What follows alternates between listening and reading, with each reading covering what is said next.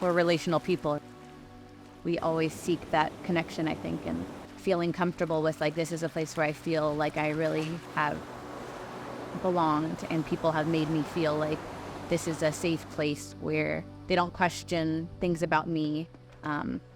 I think that there's like a lot of medicine in being able to have a space like that.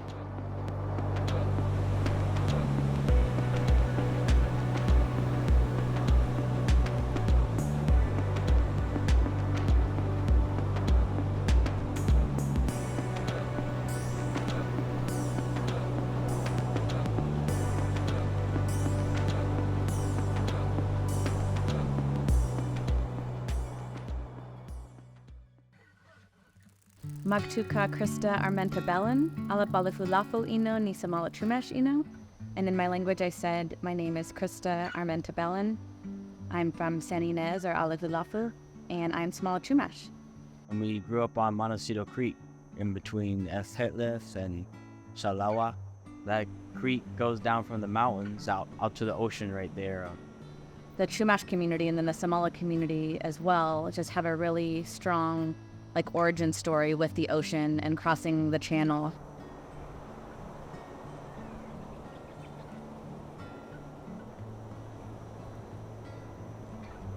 Someone asked me, what's the importance of the tomol ceremony, the crossing? And I had to explain to them that the old timers, and especially before colonization, the people here along the coast relied on the ocean for their well-being. Our community is connected to the ocean in that material sense, and there's also the esoteric sense, that spiritual sense, where each of those things we're talking about have a spirit to it. And so from that comes just sort of the way the culture relates to the ocean emerged out of that relationality. In years past, we've had another vessel ahead of us in the channel, and this year was the first time where our tomol got to be first, and our navigator got to lead the entire procession. And we call it like a coming home.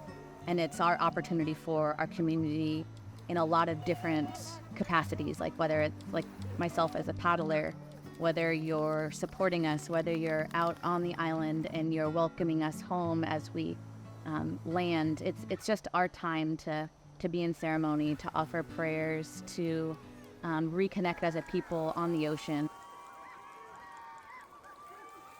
So my mom is from Jamaica. That means that my family, my dad's from Belize, so we're coastal people. Everything we do in my family is connected to the ocean, from music to just food. All of it is actually just about, it's a coastal heritage that I have.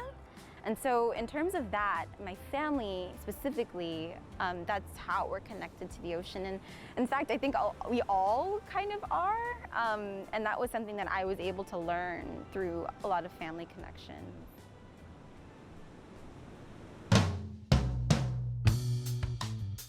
I wake up excited to get in the water, and I come out even more happy than I was before, which I didn't ever think was possible.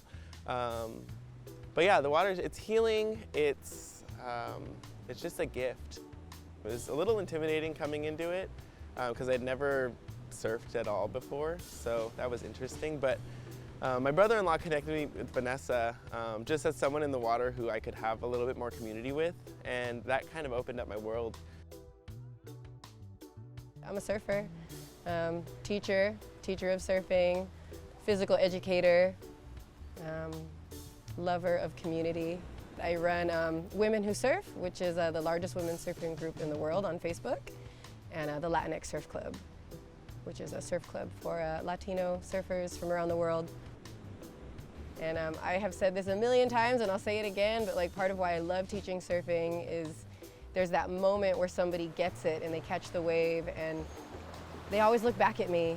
They look back at the person who pushed them or who told them that they could do it, and they stick their hands up in the air and they're smiling super big, and that moment of joy is like an actual vibe. It's like a vibration, and people are feeling alive, they're feeling happy, and that feeling is super contagious. So if I could have that feeling in my life every single day as much as possible, I want it again and again and again. I want it for myself, I want it for them. I just feel like we all deserve to be happy, And so even if it's just small moments of joy, like, you know, that's what I want to bring to these communities.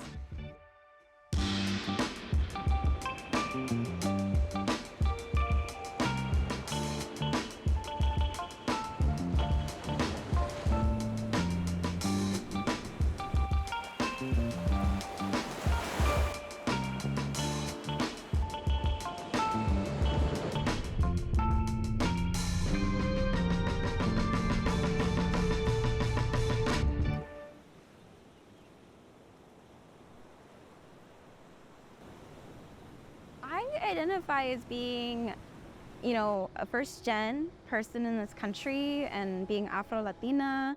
That comes with a lot of complexity. Let's start with the fact that in order to scuba dive, you need to know how to swim.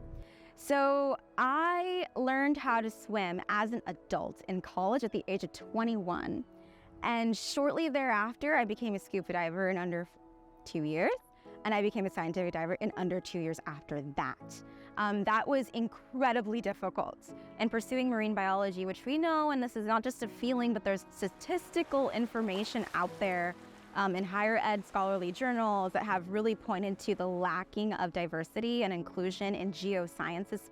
That being said, while there are people like me in marine science that are early career, we don't necessarily see that type of diversity reflected in leadership.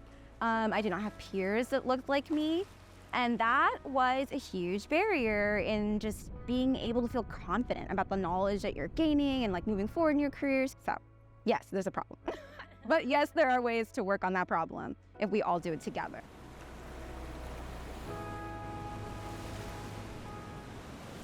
I grew up going to the beach all the time, and it was a safe environment for me to exist in.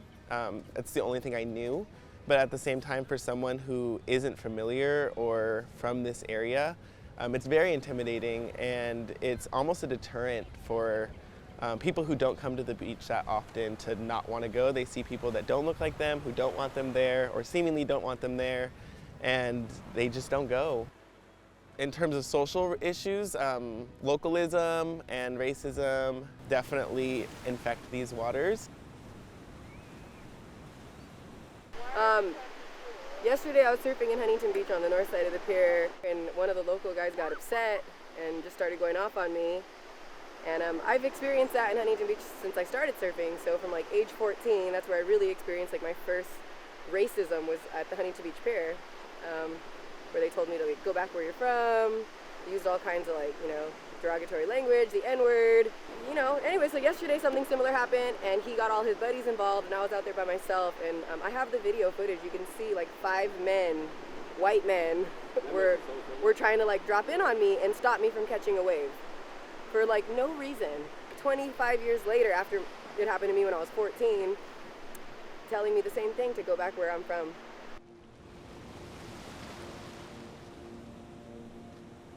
So I don't think our story is unique in that we had a really strong and vibrant culture and a lot of spiritual practices. And when other people came over and like colonization or missionization or, you know, whatever we want to name that happened, a lot of stuff had to go to sleep. Colonization was a world-ending event. It really broke apart the ties, and my brother said the nets of relations that made this place what it was. There was a change in land use practices, a change in how everyone lives, how we think, how we talk. That was part of colonization too, was all those different things. Changing the relationship with the ocean and with the land, so they put those traditions to sleep, our canoe relatives to sleep. And so I like to use the term going to sleep, right? Because we didn't lose it, it's not gone. But people knew that the best thing that they could do was to put that medicine and those practices and those activities to sleep until it was safer to do. When my father was growing up, they didn't have canoes, and they were struggling to find what they needed to do to bring back a well-being to the people. And the old-timers said, well, if we want well-being, we need to start reconnecting to the ocean. It's the ocean that brings everyone together. It's that relationship between the people and the canoe and the ocean and the water, and send our people across, that brings everyone together. You feel cleansed when you go over there and your shoulders are hurting. And you have to focus, that's what the ocean does. That's what the canoe does for all the people. We live in a modern world where there's a lot of disconnection. And so reconnecting with our people, with our community, with our water, with our lands, I think that heals some of that stuff. It's time for us to start building something for our community. If we're going to have a healthy community, we need to be able to speak our language. We need to be able to eat our food. We need to be able to hold our ceremonies. So that's what it's all about. Or return to the ocean. Being on the ocean, returning to the land. Remembering that underneath that concrete in that city is the earth right there.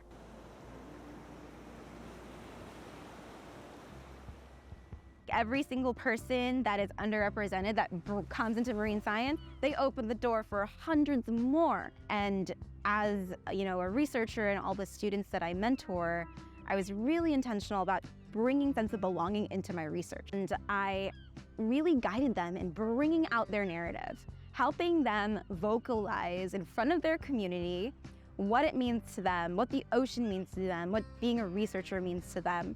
And in that experience, help them uplift themselves. Having a community right off the bat that was like Latino or Latinx based, and it just like the grassroots movement of it all, like really having that connection right off the bat was like what changed everything for me, I feel like. For someone like myself, again, a person of color, person of the LGBTQ community, bringing this diversity that we haven't really seen in ever, but I think it's coming out of the word work a little bit more in these past few years and decades, that there are different people in the water.